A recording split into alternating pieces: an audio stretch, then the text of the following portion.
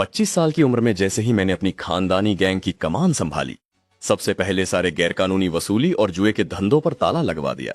हद तो तब हो गई जब मैंने अपने गुंडों के लिए सरकारी बीमा और पेंशन जैसी सुविधाएं शुरू करवा दी। मेरा सबसे खास वफादार ली हाओ तो ये देखकर सदमे में चला गया। कहने लगा कि भाई हम माफिया हैं या कोई आईटी कंपनी। मैंने उसे समझाया कि अबे ओ हाओ, ये मारकाट और गुंडागर्दी अब पुराने जमाने की बात हो गई है। नए दौर में सिस्टम के साथ चलना पड़ता है। जब मेरे डैड का विकेट गिरा तब मैं विदेश में एमबीए की पढ़ाई कर रहा था और मुझे इमरजेंसी में बुलाकर इस लियान शेंग गैंग का बॉस बना दिया गया। मैंने आते ही सबको क्लियर कर दिया कि आज से यहां मेरी चलेगी, किसी को कोई दिक्कत है तो अभी बोल दे। इस पर एक पुराने खूसट ने ज्ञान देना शुरू किया। बोला कि तेरे बाप की इज्जत करते हैं इसलिए चुप है, पर तू किताबी कीड़ा हमारे धंधे के नियम क्या खाक जानेगा। तुझे पता भी है कि मार्केट से पैसा कैसे वसूलते हैं या इलाका कैसे कब्जाते हैं। मैंने उसकी बातों को ऐसे इग्नोर किया जैसे लोग यूट्यूब पर एड्स को करते हैं। मैंने कहा कि तुम्हारी ये मारपीट वाली नौटंकी अब बच्चों का खेल लगती है। जमाना बदल चुका है चाचा। सब चिल्लाने लगे कि मैं पागल हो गया हूं और अपनी ही गैंग की लंका लगा रहा हूं। कहने लगे कि अगर कमाई का जरिया बंद कर दिया तो भाई लोग साथ क्यों रहेंगे, ये लड़का तो हमारी जड़ें ही काट देगा। मैंने मुस्कुराते हुए कहा, रिलैक्स हाओ, सभ्य समाज में अब दिमाग का इस्तेमाल होगा, लात घूंसों का नहीं। तो बात ऐसी है कि अब से सारे एम्प्लॉयज पक्का लेबर कॉन्ट्रैक्ट साइन करेंगे और कंपनी सबको 5 इंश्योरेंस और एक फंड की सुविधा देगी। ये सुनते ही मीटिंग रूम में ऐसा सन्नाट की सुविधा देगी जैसे किसी ने सबकी बोलती बंद कर दी हो। सब मुझे फटी आंखों से ऐसे देख रहे जैसे मैंने उनकी किडनी मांग ली हो। एक नमूना तो पूछने लगा कि ये कौन सा सोना है और क्या ये 24 कैरेट का है।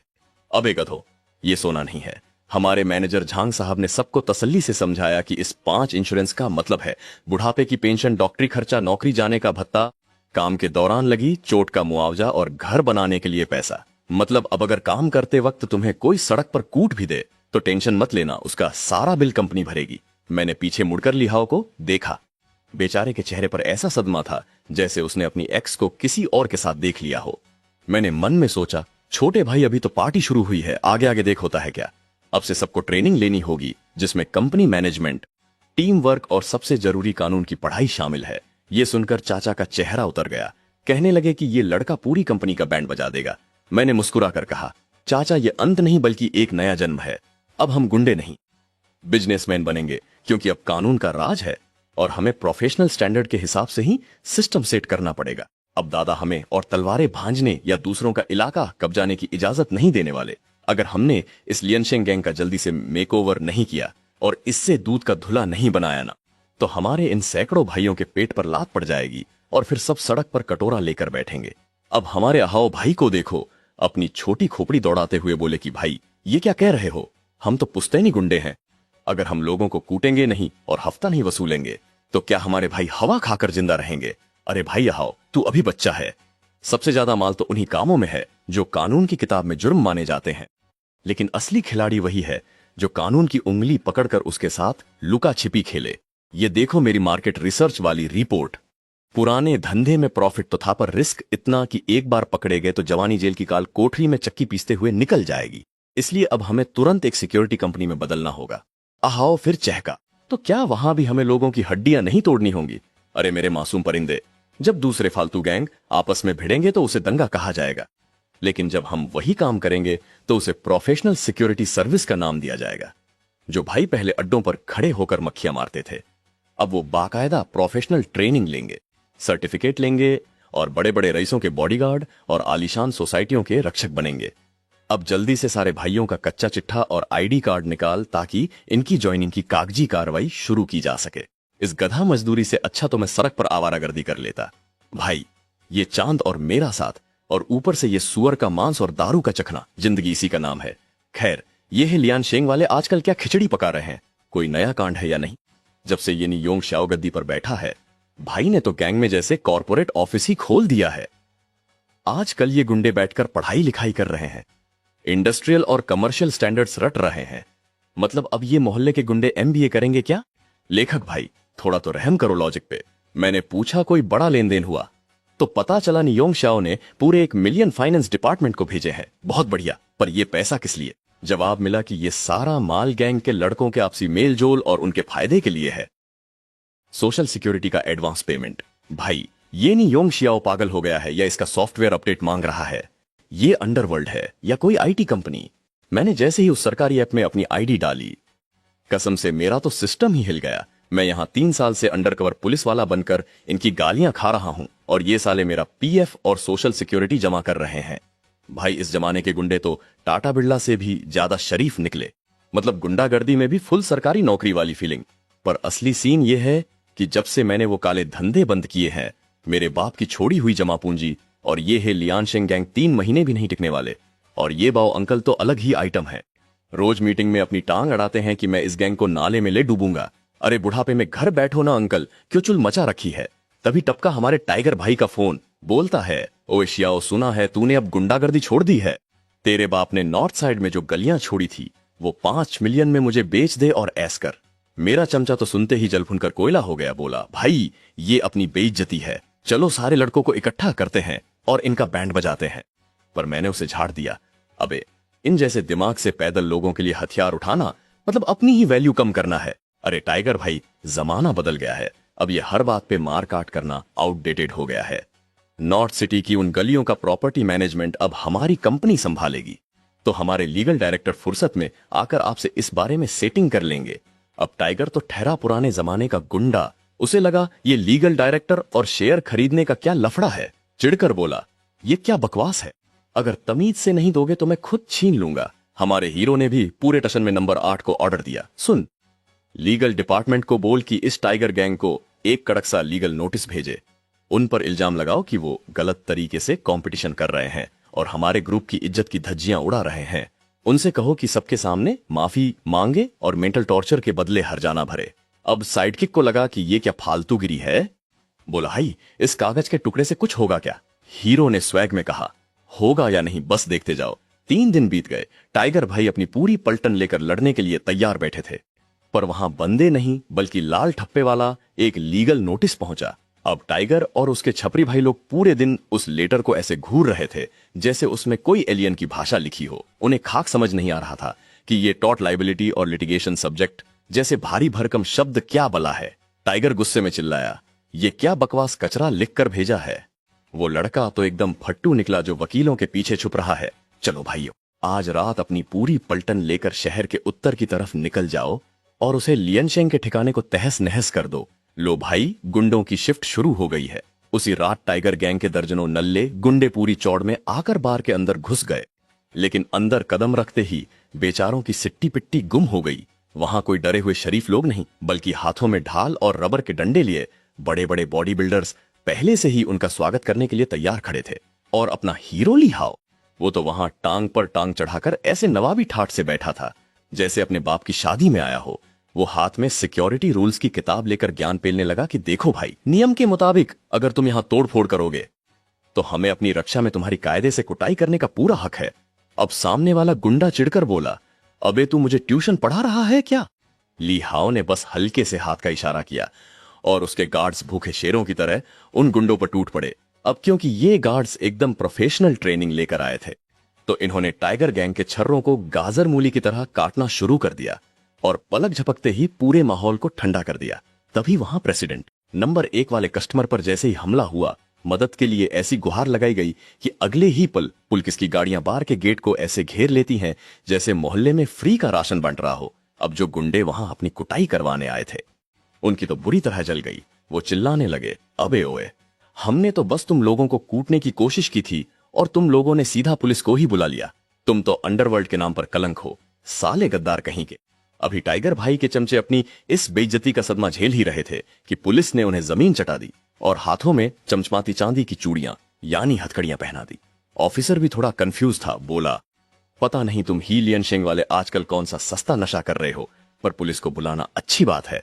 वो पुराने जमाने का गुंडागर्दी वाला कचरा अब छोड़ ही दो तो बेहतर है। हमारा हीरो भी एकदम गाय जैसा सीधा बनकर बोला, जी सर, हम तो बहुत शरीफ और संस्कारी नागरिक है।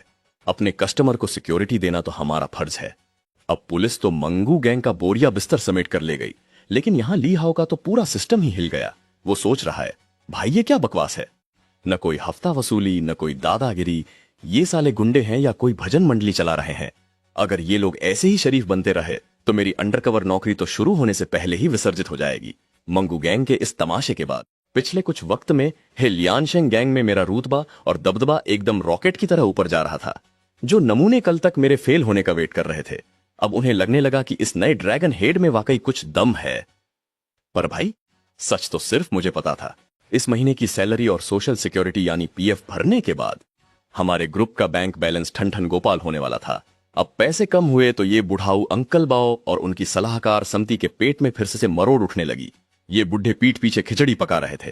कहने लगे, अरे आसियाओ, भाइयों के पास अब सुट्टा पीने तक के पैसे नहीं बचे हैं। अगर माल का जुगाड़ नहीं हो सकता तो चुपचाप ये गद्दी छोड़ दे। तभी मुझे पता चला कि शहर के दक्षिण वाली उस मार्केट का क्या हाल है।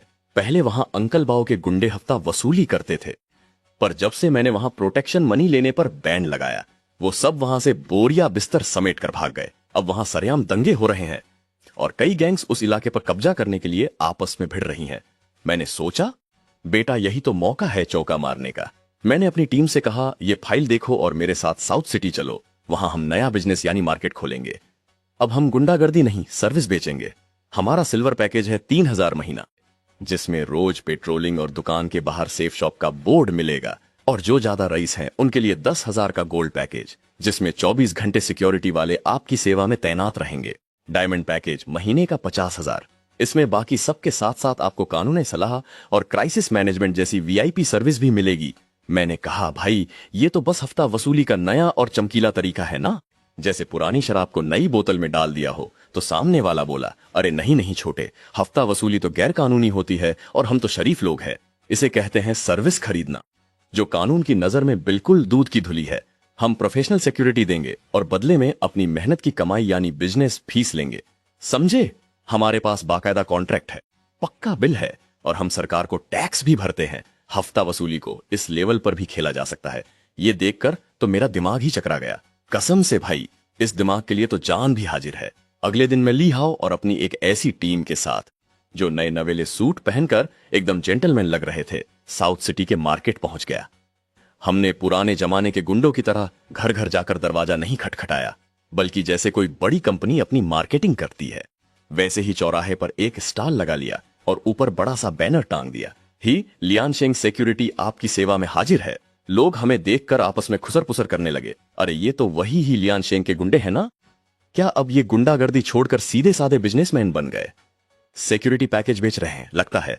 पैसों के चक्कर में इन सबका दिमाग पूरी तरह सटक गया है।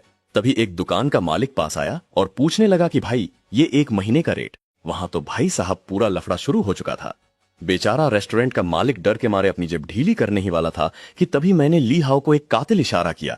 मैंने बड़े प्यार से पूछा, भाई लोग क्या सीन है, यहां क्या पंचायत चल रही है? अब उन गुंडों में से एक चमन ने पलटकर बोला, तू कौन है बे? निकल यहां से, हमारे धंधे के बीच में मत आवरना पछताएगा। मैंने भी अपनी कॉलर ऊंची की और एकदम हीरो वाली एंट्री मारते हुए बोला, देख भाई, मैं ही लियांशेंग सिक्योरिटी का ऑन ड्यूटी ऑफिसर हूं और ये दुकान हमारे क्लाइंट की है। तुम्हारी ये जो छपरी वाली गुंडागर्दी चल रही है ना, ये सीधे सीधे कानून तोड़ना है तो चुपचाप पतली गली से निकल लो, वरना हमें जबरदस्ती डंडे का इस्तेमाल करना पड़ेगा। वो गधा हंसते हुए बोला, ऑन ड्यूटी बंदा, अबे तू किसे डरा रहा है? कंट्रोल रूम, कमर्शियल स्ट्रीट में फालतू का लफड़ा हुआ है, सस्पेक्ट्स काबू में है, पुलिस को भेजो। अबे ये क्या मजाक चल रहा है? ये लोग गुंडे हैं या मोहल्ले की आंटी? पुलिस को कौन बुलाता है भाई? मुझे लगा था ये लोग हाथ पैर तोड़कर कचरे के डिब्बे में फेंकेंगे, पर यहां तो भाईचारे का नाटक चल रहा है। दुकानदार तो इतना गदगद हो गया जैसे उसे फ्री की बिरयानी मिल गई हो। कहने लगा, छोटे भाई तुम्हारा वो सबसे महंगा वाला सिक्योरिटी प्लान कितने का है? मुझे वही चिपका दो। हमारा हीरो भी एकदम शरीफ बनने की एक्टिंग कर रहा है। कहता है, साहब मुझे बस अश्याओ बुलाइए, ली हाओ साहब को कॉन्ट्रैक्ट दो और हाँ, पक्का बिल देना मत भूलना, वरना इनकम टैक्स वाले पीछे पड़ जाएंगे। एक ग्राहक क्या मिला, पूरी मार्केट में तो जैसे सेल लग गई। दोपहर होने से पहले ही आधे से ज्यादा दुकानदारों ने हमारे साथ सिक्योरिटी का एग्रीमेंट साइन कर लिया। बिना किसी का सिर फोड़े दिन के लाखों कमा रहे हैं भाई, कसम से। सीधा हफ्ता वसूली करने से ज्यादा सुकून तो इस लीगल तरीके से चूना लगाने में आ रहा है। कंपनी के पास पैसों की तंगी तो फिलहाल खत्म हो गई, पर असली सिरदर्द तो अब शुरू होने वाला है, क्योंकि अब एंट्री होती है टाइगर गैंग के बड़े डैडी टाइगर भाई की। तो भाई देखो, वो टाइगर भाई जेल में 2 दिन क्या कटे, बाहर आते ही खुद को मोहल्ले का डॉन समझने लगे। उनके हिसाब से हमने जो पुलिस को बुलाया था वो उनके तथाकथित अंडरवर्ल्ड वाले सम्मान पर एक ऐसा धब्बा था जिसे वो बर्दाश्त नहीं कर पाए। तो फिर क्या था? भाई ने अपने चंगू मंगुओं को भेजा और हमारे एक अकेले जा रहे लड़के को घेर कर इतना पेला कि बेचारा अभी हॉस्पिटल में यमराज से अपनी अपॉइंटमेंट कैंसिल करवाने की कोशिश कर रहा है। अब ऑफिस में हर कोई यही चिल्ला रहा है कि भाई ये तो बर्दाश्त के बाहर है, इन गुंडों को सबक सिखाना ही पड़ेगा। आशाओ, देख लिया अपनी उस किताबी और सोफिस्टिकेटेड तकनीक का नतीजा। हमारा भाई वहां कट गया और तुम यहां शांति का पाठ पढ़ा रहे हो। अगर अब भी तुम कछुए की तरह अपनी गर्दन छुपा कर बैठे रहे तो कल से कोई तुम्हारे साथ सुट्टा पीने तक नहीं आएगा। पूरे ऑफिस का माहौल ऐसा हो गया था जैसे अभी कोई सनी देओल की तरह हैंडपंप उखाड़ देगा। सब मेरी तरफ ऐसे देख रहे थे जैसे मैं कोई बाहुबली हूं और अभी तबाही का ऐलान करूंगा। पर मैंने कहा, ओए चिल्लाना बंद करो, बदला तो हम लेंगे ही, लेकिन ईंट का जवाब पत्थर से देना उन गधों का काम है जिनके पास दिमाग नहीं होता। और फिर मैंने वही किया जिसकी किसी को उम्मीद नहीं थी। मैंने फोन उठाया और बड़े प्यार से बोला, हेलो पुलिस स्टेशन। हाँ सर, एक रिपोर्ट लिखवानी है, मेरे स्टाफ पर हमला हुआ है। ऑफिस से घर जाते वक्त किसी ने हमारे बंदे की जबरदस्त कुटाई कर दी। भाई, सबूत के नाम पर सीसीटीवी की फुटेज है और गवाहों की तो पूरी बारात खड़ी है। हमें बस मेडिकल रिपोर्ट बनवानी है। अब ये देखते ही अपना बाओ अंकल अपनी शर्ट फाड़ कर चिल्लाने लगा, ली योंगशियो, तू मर्द है या ठंडी चाय? भाई को किसी ने काट दिया और तू यहां पुलिस पुलिस खेल रहा है। बाओ अंकल ने तो लड़कों को तलवारें निकालने का ऑर्डर भी दे दिया, लेकिन अपना हीरो अलग ही लेवल का दिमाग चला रहा है। उसने बोला, अंकल वहां जाकर मारामारी करके नए हॉस्पिटल के बिल क्यों भरना? इससे अच्छा हम कंपनी के नाम पर इन गुंडों पर क्रिमिनल केस और हर्जाने का केस ठोकेंगे। मैं इस टाइगर गैंग वालों को कोर्ट के चक्कर लगवा लगवा कर इतना चूना लगाऊंगा कि ये कटोरा लेकर रोड पर बैठ जाएंगे और जेल की चक्की पीसेंगे। ये सुनते ही पूरे ऑफिस में सन्नाटा छा गया। बाओ अंकल का मुंह खुला का खुला रह गया। ये पुलिस केस और मुआवजे वाली बातें इन अनपढ़ गुंडों के सिर के ऊपर से निकल गई, पर सुनने में बड़ा धांसू लगा। बाओ पूछने लगा कि ली योंगशियो, आखिर तू करना क्या चाहता है? क्या तूने सच में शरीफ बनने का नाटक शुरू कर दिया है? अब बेचारे लिहाओ का तो पूरा सिस्टम ही हिल गया था। इधर कोर्ट ने अपना डंडा चलाया और टाइगर गैंग की पूरी तरह से फट गई। कोर्ट ने फैसला सुनाया कि उन्हें न सिर्फ हमारे बंदे का मेडिकल बिल भरना होगा, बल्कि मेंटल टॉर्चर के लिए भी मोटा पैसा देना पड़ेगा। और इससे भी ज्यादा खतरनाक बात तो यह थी कि उसके उस बिजनेसमैन चमचे को 3 साल की जेल क्या हुई, मोंग हू गैंग की तो पूरी हवा ही निकल गई। उनकी इज्जत अब नाली के पानी जैसी हो गई है। दूसरी तरफ हमारी कंपनी का भौकाल तो देखो। बढ़िया कॉर्पोरेट सिस्टम और तगड़े बोनस की वजह से नाम इतना फैल गया है कि दूसरे गैंग के लुक्खे भी अपनी नौकरी छोड़कर हमारी कंपनी में भर्ती होने के सपने देख रहे हैं। मैं शांति से बैठकर एम्प्लॉय की पेंशन वाले चेक कर ही रहा था कि तभी मेरा चेला आहाओ पागलों की तरह अंदर घुसा और चिल्लाया, शाओ भाई, अनर्थ हो गया, बहुत बड़ा कांड हो गया है। मैंने कहा, अबे शांति रख, पहले गले को गीला कर और बता तो सही हुआ क्या है। उसने बताया कि हमारे एचआर मैनेजर को किसी ने किडनैप कर लिया है। अब ये हरकत और कौन करेगा? वही मोंगहू गैंग के नल्ले। उन्होंने फोन करके धमकी दी है कि अगर मैं अकेले शहर के पश्चिम वाले उस पुराने कबाड़ कारखाने में नहीं पहुंचा तो वो मैनेजर को सीधा ऊपर पहुंचा देंगे। आहाओ एकदम जोश में आकर बोला, भाई मैं अभी अपने लड़के लेकर जाता हूं और उस मैनेजर को बचा कर लाता हूं। मैंने उसे रोका और बोला, अबे ओए सिंघम की औलाद, ये मोंगहू गैंग वाले बिल्कुल बेवकूफ हैं। क्या उन्हें लगता है कि यहां कोई फिल्म की शूटिंग चल रही है? हम वहां नहीं जा रहे। आहाओ हैरान होकर पूछने लगा कि क्या हम मैनेजर को मरने के लिए छोड़ देंगे?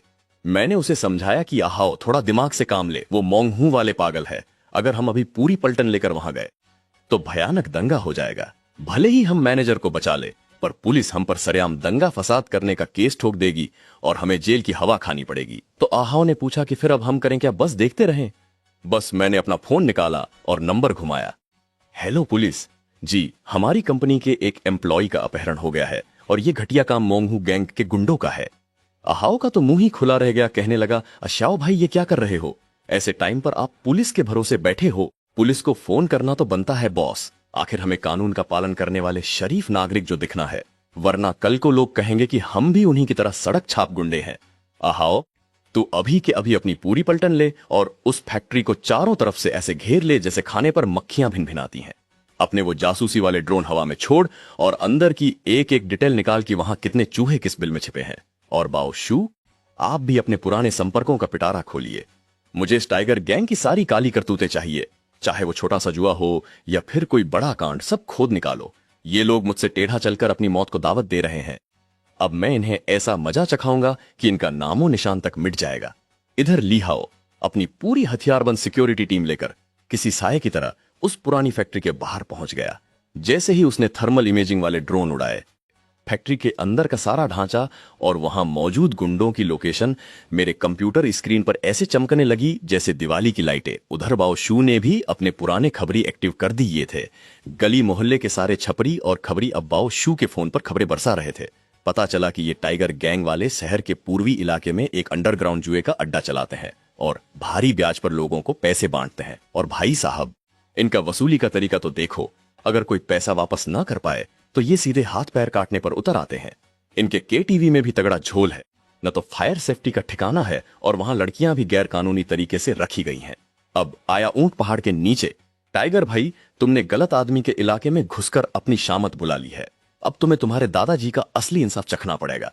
Hello police station. हाँ, मुझे शहर के ईस्ट वाले टाइगर गैंग के बारे में एक तगड़ी टिप देनी है, जो वहां चोरी छिपे अपना एक अलग ही स्वतंत्र इलीगल लोन बांटना और फायर सेफ्टी के साथ खिलवाड़ करना अब भारी पड़ने वाला था। ये जो रात वाला केटीवी है ना, इसमें आग लगने के इतने चांस हैं कि नरक भी इसके सामने ठंडा लगे। मैंने एक के बाद एक फोन घुमाना शुरू किया और देखते ही देखते कानून का वो अदृश्य जाल बिछाया कि अच्छे अच्छों की हवा टाइट हो जाए।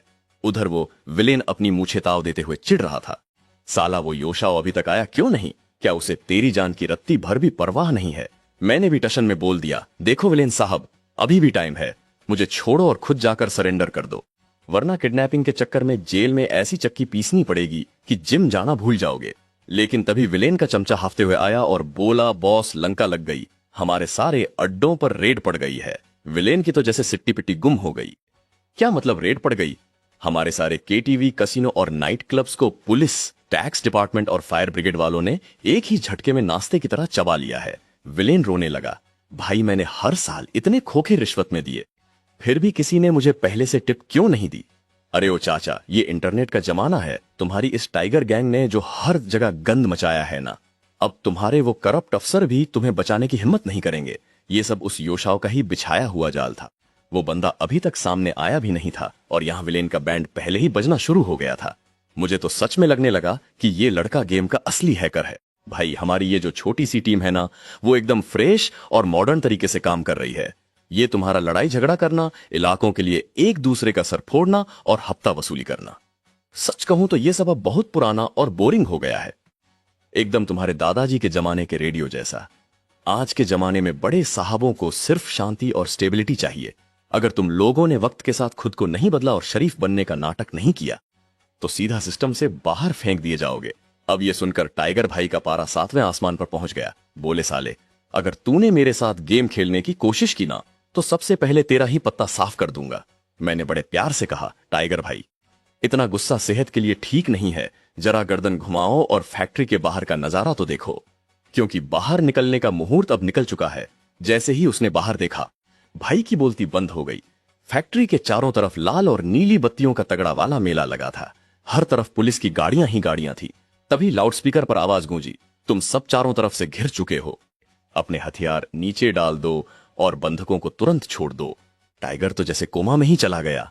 उसे समझ ही नहीं आ रहा था कि ये मामूली गैंगवार अचानक से पुलिस का इतना बड़ा जॉइंट ऑपरेशन कैसे बन गई। जब पुलिस वालों ने टाइगर को जमीन पर पटक कर उसे दबोच लिया तो उसने धूल फांकते हुए हम तीनों की तरफ देखा, जो गेट पर बड़े आराम से खड़े होकर मजे ले रहे थे। पुलिस ने पूरा इलाका अपने कंट्रोल में ले लिया था और हर तरफ बस अफरा तफरी मची हुई थी। टाइगर को घसीटते हुए ले जाया जा रहा था और उसे अपनी हार साफ साफ दिख रही थी। अरे टाइगर भाई, 1000 बार बोला था कि जमाना बदल गया है, पर तुम तो अपनी पुरानी घिसी पिटी स्क्रिप्ट से बाहर ही नहीं आना चाहते थे। अब तुम्हारी ये टेरिटरी मेरा नया अड्डा है और फिक्र मत करो, मैं इसे तुम्हारी तरह कचरा बनाकर नहीं रखूंगा। हे लियन शेंग के लड़कों, चलो अब पैकअप करो और यहां से निकलो। लीहाओ मेरे पीछे ऐसे चल रहा था जैसे उसने पहली बार किसी को बिना चाकू छुरी चलाए बाजी पलटते देखा हो। उसकी आंखों में वो शौक साफ दिख रहा था कि कैसे सिर्फ एक लैपटॉप और फोन के इस्तेमाल से मैंने पूरे टाइगर गैंग की धज्जियां उड़ा दी और उन्हें जड़ से खत्म कर दिया। यहां तक कि पुलिस वाले कैप्टन झांग भी सदमे में है, क्योंकि जब से मैंने गद्दी संभाली है मेरी गैंग का क्राइम रेट अंडा यानी बिल्कुल 0 हो गया है। अब सबके दिमाग में बस एक ही सवाल है कि ये अंडरवर्ल्ड का नया शहजादा आखिर करना क्या चाहता है। पूरे शहर को पता चल चुका है कि टाइगर गैंग को किसने धूल चटाई है और हे लियन शेंग का नया बॉस कोई कच्चा खिलाड़ी नहीं बल्कि एक डेंजरस लेवल का विलेन है जिससे पंगा लेना मौत को दावत देना है। वो बाओसू जैसे पुराने बुढ़े जो पहले बहुत उछल रहे थे, उनकी सारी गर्मी अब ठंडी हो चुकी है और वो मुझे इज्जत क्या, अब तो खौफ की नजरों से देखते हैं। अब जब भी मीटिंग होती है तो ये कल के गुंडे क्लास के टॉपर बच्चों की तरह सीधे बैठकर बाकायदा नोट्स लेते हैं। बेचारे इस बात से डरे हुए हैं कि कहीं कानून की जानकारी न होने की वजह से मैं इन्हें टीम से लात मारकर बाहर न निकाल दूं। भाई जरा समझो इसे। आहो, कंपनी ने तुझे 3% की हिस्सेदारी इनाम में देने का फैसला किया है और सच कहूं तो तू इसका हकदार भी है। अब ये मत सोचना कि मैं तुझे रिश्वत दे रहा हूं। बेचारा आहो अपना असली चेहरा दिखाने ही वाला था, पर बॉस ने उसे बीच में ही ठोक दिया। बॉस बोला, अबे चुप रहे, मुझे पहले से पता है कि तू पुलिस का जासूस है। मेरे बाप ने मरने से पहले मुझे 2 ही पते की बातें बताई थी। पहली ये कि अगर अपनी इस गैंग को बिजनेस में नहीं बदला तो हमारा पत्ता कटना तय है, और दूसरी ये कि तू पुलिस वाला होने के बाद भी एक नेक इंसान है, इसलिए तुझे हाथ भी नहीं लगाना। जब तक तू कंपनी को नुकसान नहीं पहुंचाता तब तक तू यहां टिक सकता है या जा सकता है। तेरी मर्जी। मैं ये सारा तामझाम और सुधार इसलिए कर रहा हूं ताकि तेरे ऊपर बैठे वो बड़े साहब लोग देख सकें कि बिना गैर कानूनी काम किए भी हम टशन में जी सकते हैं। मतलब भाई लॉजिक तो ऐसा है जैसे बॉलीवुड की फिल्म में विलेन अचानक से साधु बन जाए। खैर, ये सुनकर आहो पिघल गया और बोला, बॉस मैं यहीं रुकूंगा। मुझे अपनी आंखों से देखना है कि जो लड़के कल तक खून खराबा करते थे वो अब एक आम इंसान की तरह इज्जत की जिंदगी कैसे जीते हैं। तभी साला सस्पेंस वाला म्यूजिक बजा और फोन की घंटी घनघना उठी। किसी अनजान नंबर से फोन था। दूसरी तरफ से एक भारी आवाज वाले ताऊजी बोले, ओए आहाओ, कैसे हो बेटे? मैं तेरा चंद अंकल बोल रहा हूं। सुना है तूने उस गैंग का पूरा काया पलट ही कर दिया है। मेरे चाचा चेन यांग इस शहर के सबसे बड़े कैपिटलिस्ट हैं। मतलब वो वाले असली शार्क जो पिरामिड की एकदम चोटी पर बैठकर पूरी दुनिया को कीड़ा मकोड़ा समझते हैं। जब उन्होंने मेरी झूठी तारीफों के पुल बांधे तो मैंने भी मक्खनबाजी का कोट पहनकर कह दिया कि अंकल आप भी क्या मजाक कर रहे हो, मेरा तो बस नन्हा मुन्ना सा छोटा सा बिजनेस है। पर भाई असली ट्विस्ट तब आया जब उन्होंने पूछा कि क्या मैं उनके कुछ प्रोजेक्ट्स में इंटरेस्टेड हूं। मैं फौरन समझ गया कि ये पुराने पैसे वाले सेठ लोग हमारी गैंग के शरीफ बनने वाले ड्रामे का टेस्ट ले रहे हैं। अगर अंकल चेन के साथ अपना कनेक्शन सेट हो गया तो समझो हमारी है लियान शेंग गैंग सीधे मेन स्ट्रीम सोसाइटी में वीआईपी एंट्री मार लेगी। मैंने भी जोश में बोल दिया कि बिल्कुल इंटरेस्टेड हूं, कल खुद आपके ऑफिस मत्था टेकने आऊंगा। अगले दिन मैं और लीहाओ चेन यांग की उस गगनचुंबी बिल्डिंग के नीचे पहुंच गए। वहां के मैनेजर ने बताया कि ली साहब, चेयरमैन साहब टॉप फ्लोर पर आपका ही वेट कर रहे हैं।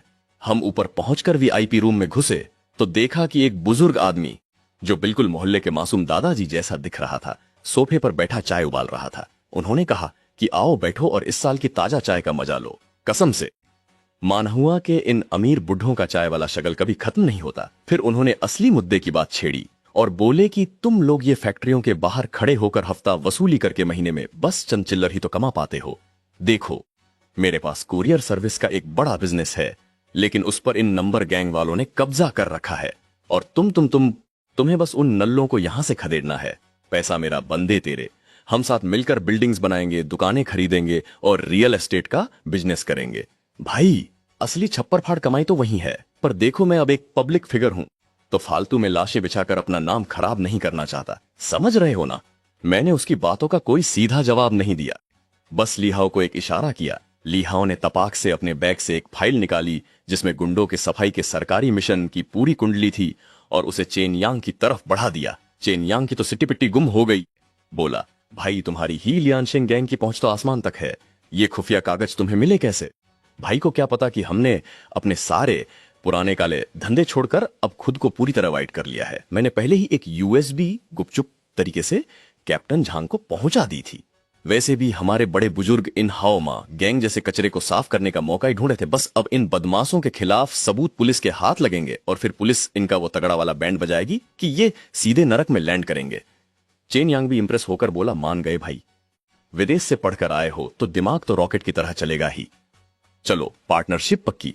तभी मेरा चेला पूछने लगा, भाई क्या हम सच में कामयाब हो गए? क्या अब हम छपरी गुंडे नहीं रहे?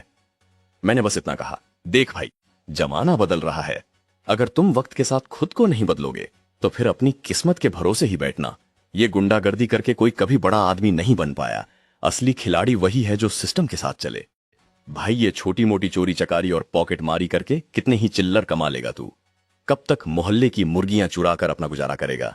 देख भाई, अगर अमीर बनना है और इस बोरिंग कहानी में अपनी औकात बढ़ानी है तो कुछ बड़ा हाथ मारना पड़ेगा।